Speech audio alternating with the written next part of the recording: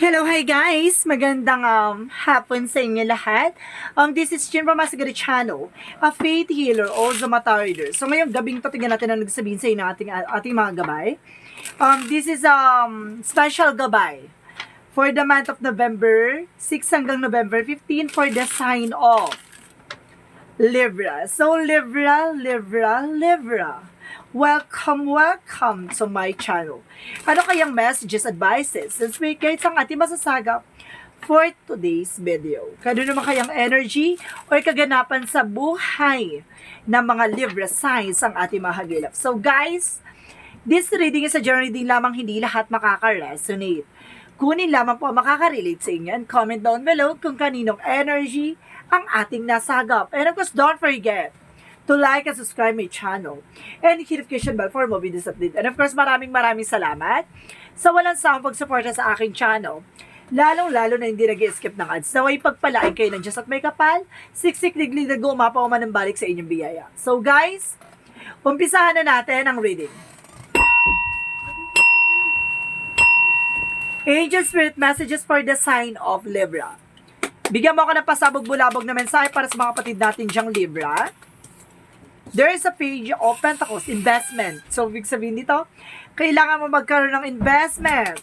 No? Mag-invest ka sa sarili mo or kailangan mong magtabi or mag-savings. No? Kumbaga, there's a new plan. Kailangan mo ring magplano. No? Additional messages. And judgment, wake-up call. Parang nagkakaroon ka ng realization dito or kailangan mo magkaroon ng realizations. No? Kung kailangan mo magkaroon ng, plano or something na makakatulong sa'yo in the near future. Parang sinasabi, mulatin mo yung sarili mo, no, pagdating sa business or negosyo mo. And of course, there's an Empress card. And of course, there's Six of Cups, no? Some of you guys, meron dito third party involved, no? Kumbaga, there's a third party involved. Some of you, baka yung person mo ay may babae or ikaw ay may babae, no? Baka meron ka ditong third party or something, no? Or may kaharutan ka. And of course, there's a wheel of fortune. There's some information na sinasabi dito na may swerte or there's a destiny. No? Meron ditong talaga nakatadhana talaga mangyari sa'yo. And of course, there's the Sun card, the pure positivity. Na magkakaroon ka ng pure positive outcome dito. So, let's see what is the Page of Pentacles. What is the Page of Pentacles? And of course, there is a Magician, manifestation, no? Kumbaga may mga bagay na unti-unti ka na may isa sa katuparan or mayroon ka na magagawa, no? Or may mga bagay unti-unti mo nang na isa sa katuparan o natutupad, no? There is a Three of Cups, there's a celebration, no? May celebration dito na, or there's a wake-up call na kailangan mo gumising sa katotohanan or something na, kumbaga red flag na there's a Three of Cups, there's a social friend, no? Kumbaga baka isa sa mga kaibigan mo ang third party, diba? Or some of you, there's a social cycle na maaring meron ditong third party involved. Let's see what is the Empress card. I told you, there's the Lovers. I told you so. May babae nga, no? Kumbaga, it's either babae or meron kang person, no? Meron ka ditong kaharutan, meron kang kalandian or something, no? Kumbaga, meron ditong third party. May third party dito. Na maaaring niloloko ka na person mo. And of course, there's a Six of Cups. What is the Six of Cups?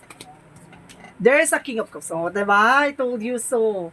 There is a feminine and masculine energy. Or some of you baka pares kayo ng chart ng iyong person, no? Pares kayo ng zodiac sign, Libra. Or some of you pares kayo ng, kumbaga nasa chart niya rin ng Libra sign. So, ibig sabihin dito, na maaaring vice versa, pares kayo ng situation or something, na maaaring cross-watcher ka, no? Okay. There is the Moon card, revelasyon. May revelasyon talaga nakatadhana at nakalaan talagang mangyari. And of course, there is a Devil. May tukso, no? Talagang may tuksong nangyari dito. Na bilang nag-full out or parang nag-find out o something na kumbaga na reveal or na may revelasyon. So what is the Magician, the Page of Pentacles? There is a King of Swords. There is a bigger picture. Kumbaga maging wise ka na sa pag-i-invest, no? Maging wise ka because there's a higher plan. Meron talagang separation na nangyari or magkakaroon ng separation. And because there's a Queen of Cups, no? Magkakaroon ka ng healing dito. And because there's a Seven of Pentacles, there's a harvest time. At the end of the time, kumbaga malalaman mo yung mga nangyari, no? So, what is the moon card? Ano tong eksena na to? There's a six of wands. So, there's a victory and success, no? Kumbaga, pagkatapos ng revelasyon na to, malalaman mo at matutuklasan mo at kumbaga, ipakapanalon mo to, no? Kumbaga, at least ikaw pa rin ang nagwagi.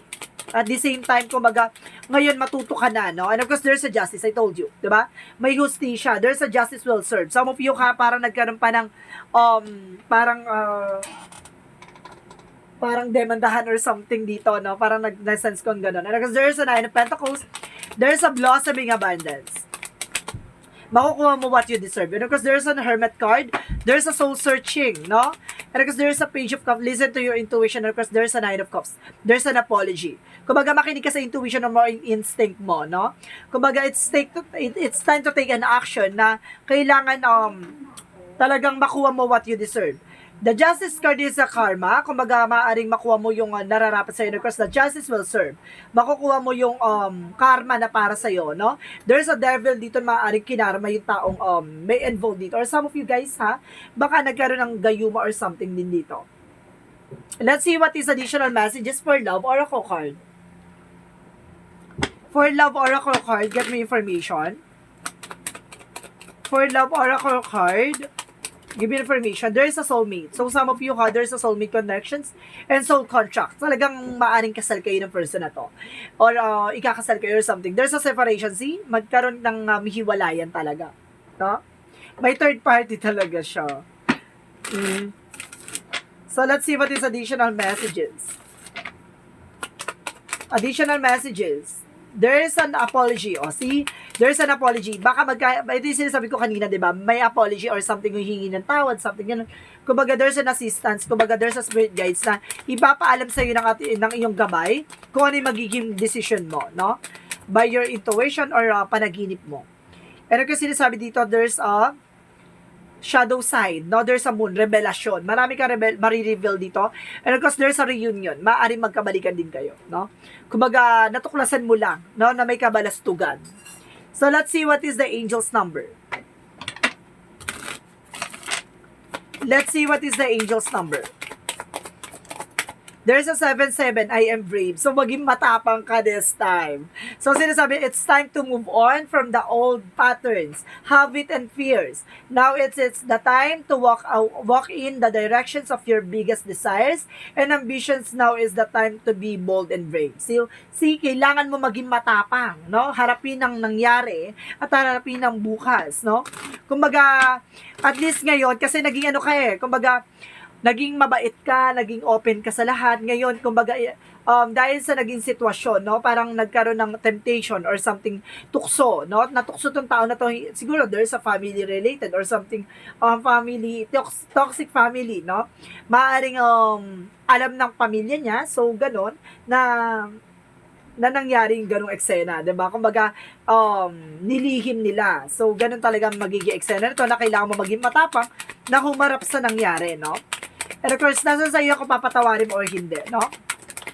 And of course, sinasabi dito na be bold and make the first move. So, nasa sa'yo yung paraan paano ka makakaalis sa sitwasyon.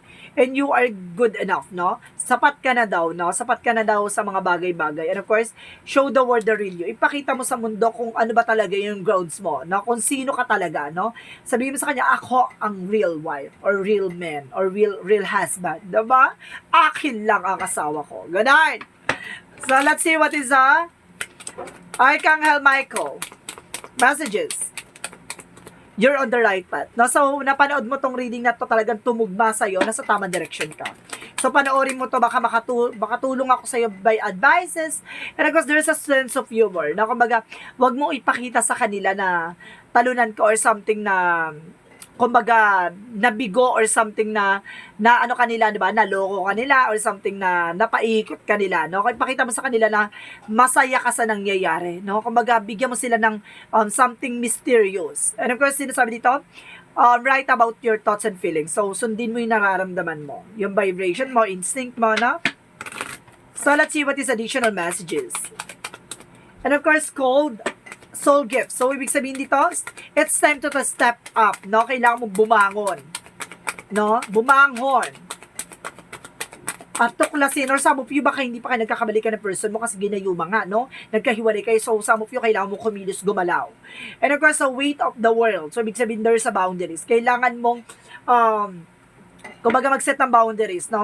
Maglagay ka ng mga, good energy dyan sa paligid mo na mag-a-attract sa'yo ng good energy. And kasi it's time not your to carry. So, ibig sabihin, may mga bagay na hindi mo mabibitbit o wag mong bitbitin kasi nakakapagpabigat sa'yo, no? Kumaga yung pasanin, sakit ng nakaraan, di ba? Yung nasaktan ka sa nangyari, di ba? Wag mong, kumbaga, pakawalan mo yan, no? Ikwento mo, humingi ka na advices, kumbaga, tawag ito, yan mo yung nararamdaman mo sa iba, no? Parang kumbaga ilabas mo yung sa loobin mo. Kasi kapag yan kinimkim mo, nako, Diyos ko, baka magkasakit ka pa dyan. And because there is a support by guidance. Sinusuportahan ka raw ng ating mga gabay. And because there is an inner self. Na kumbaga palawakin ang kaalaman mo at palawakin mo yung sarili mo. Na kumbaga there is a self-worth. Dapat alam mo sa sarili mo kung ano yung halaga mo. There is an information. Get my information, Angel Spirit Guides. Spirit guys, there's a failure. So some of you parang kumbaga ngayon kumbaga maunawaan mo na yung mga bagay na kumbaga pagkakamali, something na nangyari, 'di ba? May pagkakamali ka rin, bakit nagkaroon ng ganun? Of course there's a blame, no? Wala kang ibang sisisihin kundi sarili mo. Hindi sa naging pabaya ka, nagtiwala ka ng bongga, no? Dapat kasi kumbaga maging balance ka, 'di ba? Let's see what is the energy.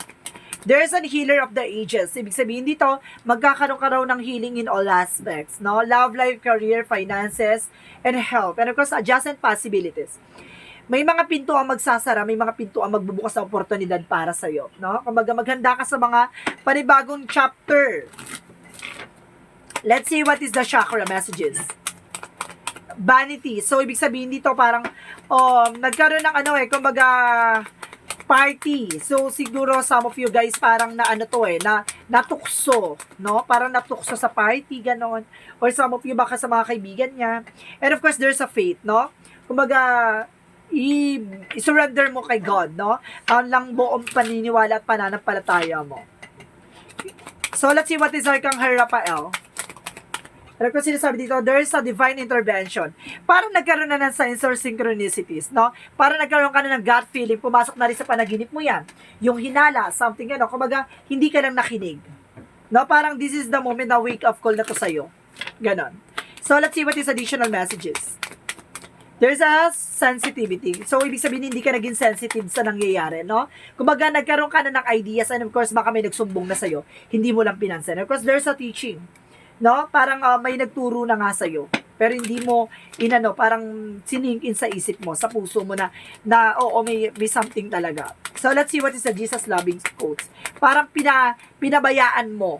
So, naging kasalanan mo talaga kasi pinabayaan mo. Kaya parang lumawak at lumaki siya. Parang mas lalo siya naging greedy, yung naging toxic na yon, no?